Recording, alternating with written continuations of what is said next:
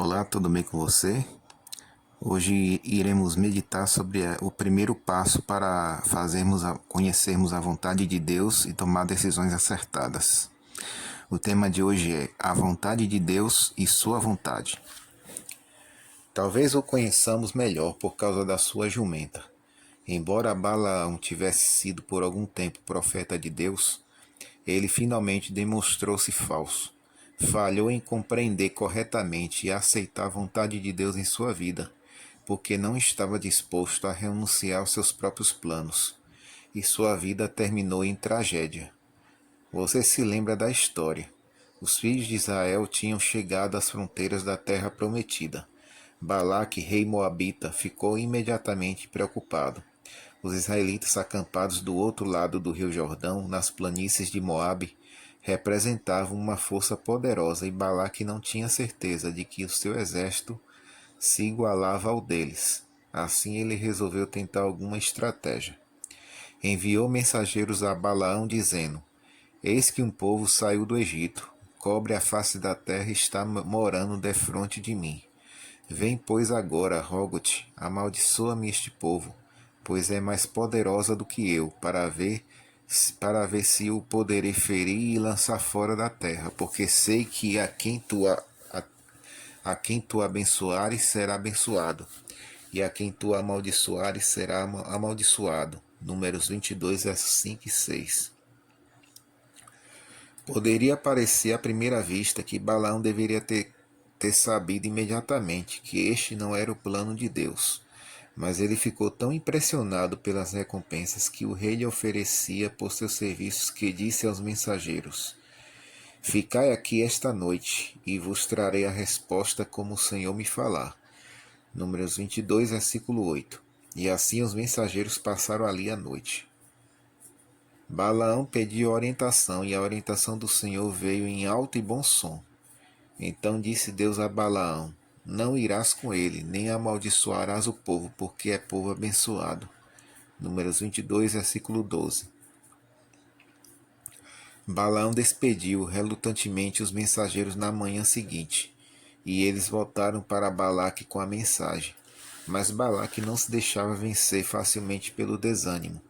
Enviou de volta um segundo grupo de mensageiros, que prometeu maiores recompensas do que da primeira vez, concluindo que Balaão estava simplesmente resistindo por um preço mais alto.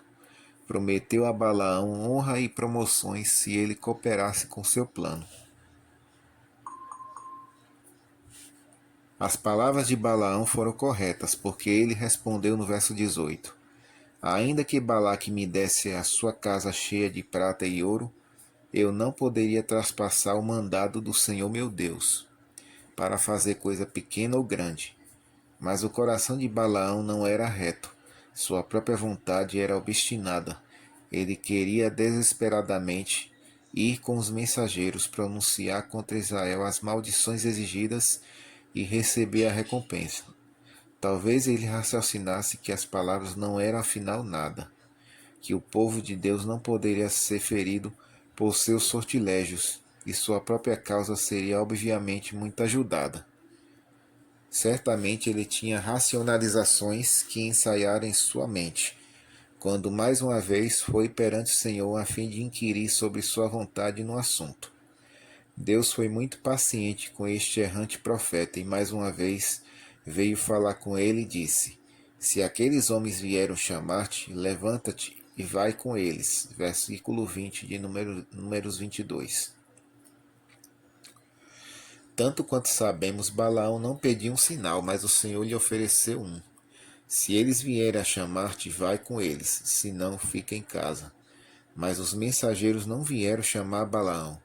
Impacientes ante a demora e esperando a mesma resposta que tiveram antes, não viram nenhum proveito em esperar por ele. Cedo de manhã seguiram o seu caminho, e quando Balaão foi procurá-los, eles já tinham partido de volta para o palácio. Agora, a vontade própria de Balaão estava em completo controle, e, ignorando a ordem direta do Senhor, albardou sua jumenta e saiu atrás dos mensageiros. Antes de alcançá-los, foi interrompido pelo anjo. a princípio invisível a ele, mas visto por sua jumenta. A mente de Balaão estava decidida. Ele sabia o que queria, e mesmo uma jumenta falante e um anjo com a espada desembainhada não foram suficientes para fazê-lo mudar de ideia. Ele não parou por estar disposto a parar, mas sim porque foi forçado a isto. Disse ele ao anjo: Agora, se parece mal aos teus olhos, voltarei. Parece que tinham sido dados a Balaão um ou dois indícios no tocante a que se Deus estava ou não insatisfeito com seu procedimento, não é? Mas Balaão estava decidido a ir adiante, se houvesse qualquer meio que ele pudesse empregar para conseguir o seu intento. Deus, em sua infinita consideração pela faculdade da escolha do homem, permitiu que Balaão seguisse seu próprio caminho, mas disse-lhe que ele poderia falar somente as palavras que lhe fossem dadas por Deus. E fácil unir-se a Balaão, não é? Não é difícil compreender a vontade de Deus quando ela está em harmonia com as nossas próprias inclinações. Mas quando vemos que a vontade do Senhor nos levaria a algum caminho diverso daquele que escolheríamos para nós mesmos, quão difícil achamos ouvir a sua voz. Podemos orar longa e ardentemente, pedindo a Deus que nos mostre o que devemos fazer, mas Deus conhece o nosso coração. Ele sabe se somos sinceros ao buscarmos conhecer a sua vontade, ou se estamos simplesmente buscando o seu selo de aprovação para a nossa própria escolha. Ele pode às vezes lidar conosco como fez com Balaão e permitir que prossigamos no caminho que escolhemos, até que venhamos a perceber que não temos renunciado à nossa própria vontade no assunto. Porque é somente quando não temos nenhuma vontade própria que estamos em condições de começar a buscar a vontade do Senhor. Balaão e Balaque tentaram 3 vezes amaldiçoar Israel, mas Balaão não pôde falar senão bênçãos. Balaque perdeu finalmente a calma e disse: Chamei-te para amaldiçoar os meus inimigos, porém agora já 3 vezes somente os abençoastes. Números 24, verso 10. Balaão seguiu para casa, gritando bênçãos sobre Israel enquanto partia, e com ira no coração por ser lesado das riquezas e honras que teriam sido suas, se ele tivesse sido capaz de prover maldições em vez de bênçãos. Depois de chegar em casa, ele sugeriu outro plano para amaldiçoar Israel, desta vez sem mesmo consultar o Senhor, porque ele sabia que estava em rebelião. Retornou ao palácio com uma brilhante ideia. Ele conhecia a fonte do poder de Israel, mesmo que Balaque não o soubesse. Também sabia que quando o povo de Deus estivesse separado da fonte do seu poder, a maldição seria automática. Balaque ficou exultante com o plano de Balaão e imediatamente o pôs em execução. Foram dadas a Balaão as honras e riquezas que ele tanto cobiçava, mas ele não as usufruiu por muito tempo, porque foi morto na batalha que se seguiu. Balaão é um exemplo clássico da verdade do primeiro passo em buscar a vontade de Deus em sua vida. Você não deve ter nenhuma vontade própria no dado assunto. Se sua própria vontade estiver no comando, não lhe será de nenhum proveito conhecer a vontade de Deus, porque você não estará disposto a aceitá-la. Se sua própria vontade estiver controlando, nem mesmo a voz de Deus na noite, ou uma jumenta que fala, ou um anjo bloqueando seu caminho, ou seu próprio juízo e razão e consciência, não serão suficientes para afastá-lo do seu curso. Sua própria vontade deve ser posta sob o controle de Deus, antes que uma revelação da sua vontade a você possa ser aceita e apreciada. O que significa não ter nenhuma vontade própria? Suponha que você esteja tentando decidir-se com quem casar, ou para onde mudar-se, ou que emprego aceitar. Não ter nenhuma vontade própria significa que você não tem nenhuma preferência no assunto? Não ter nenhuma vontade própria faz de você alguma espécie de joguete sem nenhum pensamento ou desejo acerca do que quer? Não ter nenhuma vontade própria não significa que você não terá nenhuma preferência. Jesus teve uma preferência no horto do Getsêmani, quando ele orou: Não se faça a minha vontade, sim a tua. Lucas 22, verso 42. Ele preferiria escapar das agonias do horto, da humilhação do julgamento público, dos açoites e do horror da cruz. Ele teria preferido não se separar de seu pai. Ele tinha uma preferência, maior, porém, do que a sua própria preferência foi o seu compromisso de trazer salvação ao mundo, de cooperar com seu pai na obra da redenção.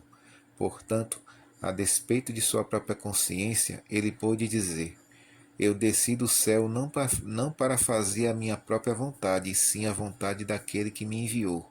João 6, verso 38. Assim, uma coisa é ter preferência, outra coisa é estar tão completamente rendido à vontade de Deus, seja qual for que tão logo a mesma se revele, você esteja disposto a segui-la. Não ter nenhuma vontade própria significa que sua prioridade consiste em aceitar a vontade divina, de sorte que quando esta vontade é revelada, você a aceita e acaricia, e sua própria preferência se rende. Sempre que alguém deixa de receber a orientação do Senhor em sua vida, isto geralmente ocorre como resultado de falha neste primeiro passo, não tendo nenhuma vontade própria em dado assunto. Mas é impossível chegar à condição de não ter nenhuma vontade própria, à parte de um relacionamento pessoal com Cristo. Somente seu poder e controle em sua vida pode levá-la a uma rendição genuína à sua vontade. Se você está no comando de si mesmo, todas as vezes você se unirá a Balaão dizendo a Deus: Minha mente está decidida, não me confunda com os fatos. Há muitos exemplos bíblicos daqueles que aparentemente buscaram a orientação do Senhor, mas que não renderam à vontade no processo. Os filhos de Israel, em sua primeira viagem para as fronteiras da Terra Prometida, menos de 2 anos após a sua saída do Egito, cometeram o mesmo erro. Enviaram espias para observar como era esse novo país, e quando os espias regressaram com seu relatório negativo, o povo se rendeu ao temor e à dúvida. Recusaram a oportunidade de aceitar a vontade divina para eles, de que deveriam marchar imediatamente e possuir a terra. Em vão, Josué e Caleb pleitearam com eles. Moisés e Arão foram incapazes de dissuadi-los de sua decisão. Oraram pedindo para morrer no deserto, e sua oração foi tragicamente respondida de acordo com seu desejo.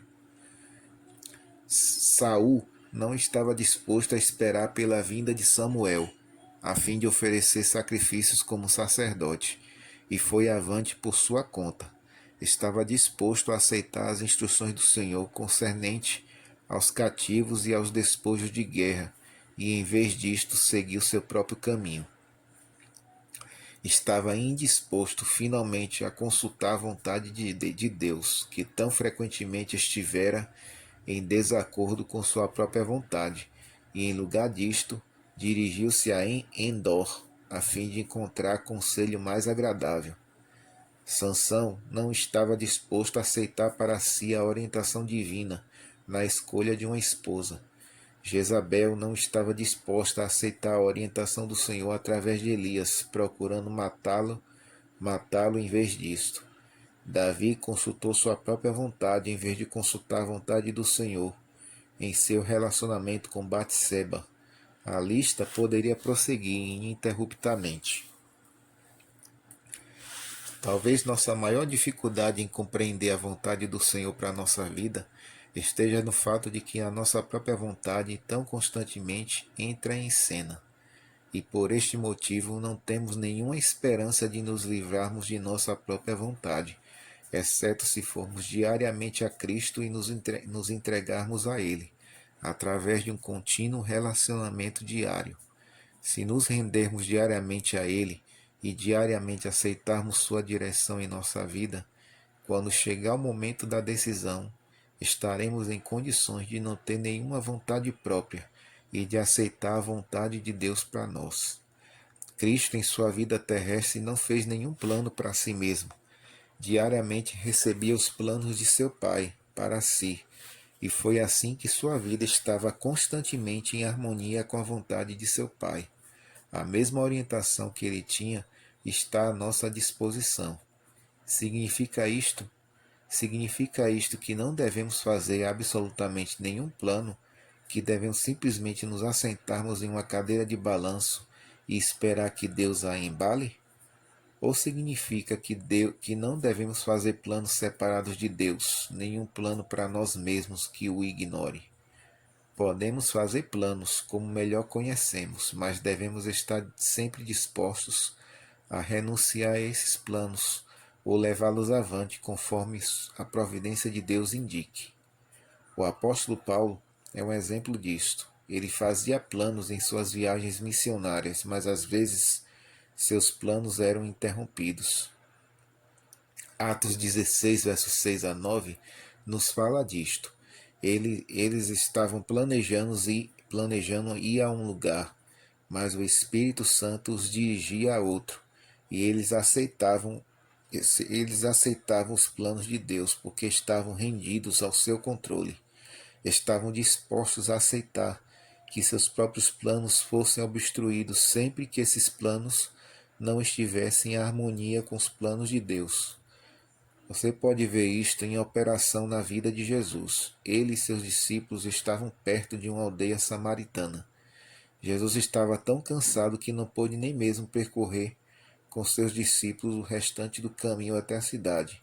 Mas em vez disso, assentou-se ao lado do poço, planejando descansar até que seus discípulos trouxessem de volta algum alimento. Mas seus planos quanto ao descanso foram interrompidos. Uma mulher veio tirar a água do poço, e ela necessitava do seu auxílio. Seu pai havia programado um divino encontro, e Jesus aceitou o desafio.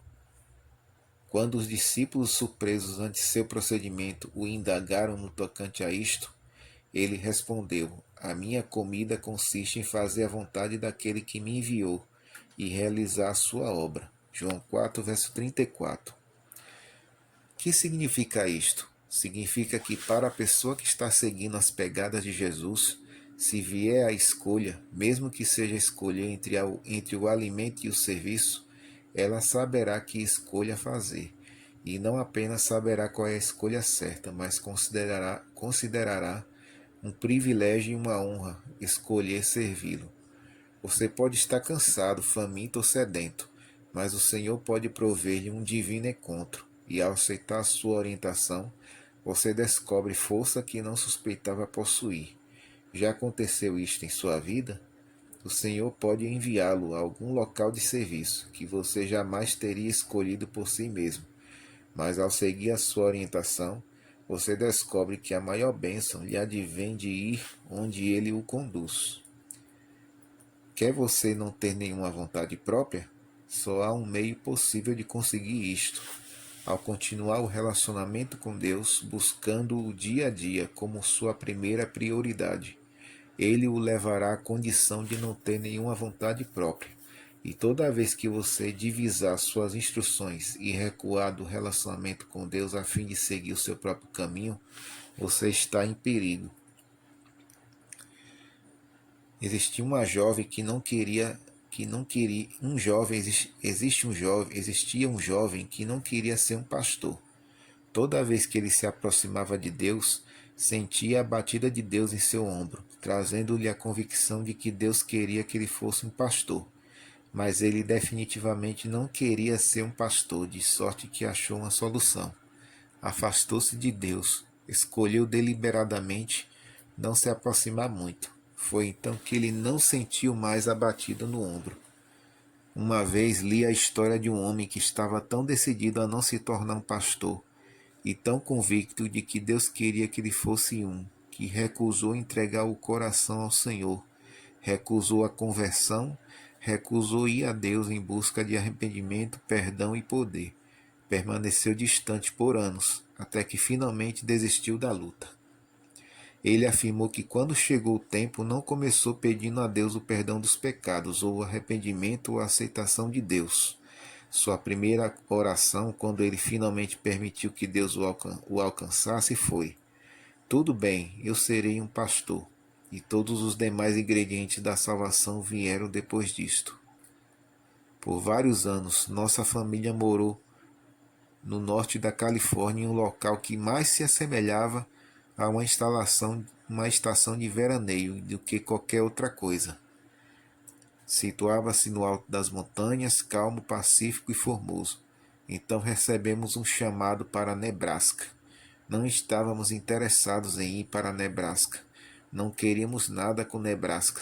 Fazemos brincadeiras acerca de obter um adesivo de para-choque que dissesse Esqui Nebraska. Falávamos em tom de ironia acerca de Nebraska como sendo a capital recreativa do mundo. Essa é a nossa primeira parte da nossa reflexão. Que Deus esteja com cada um de vocês.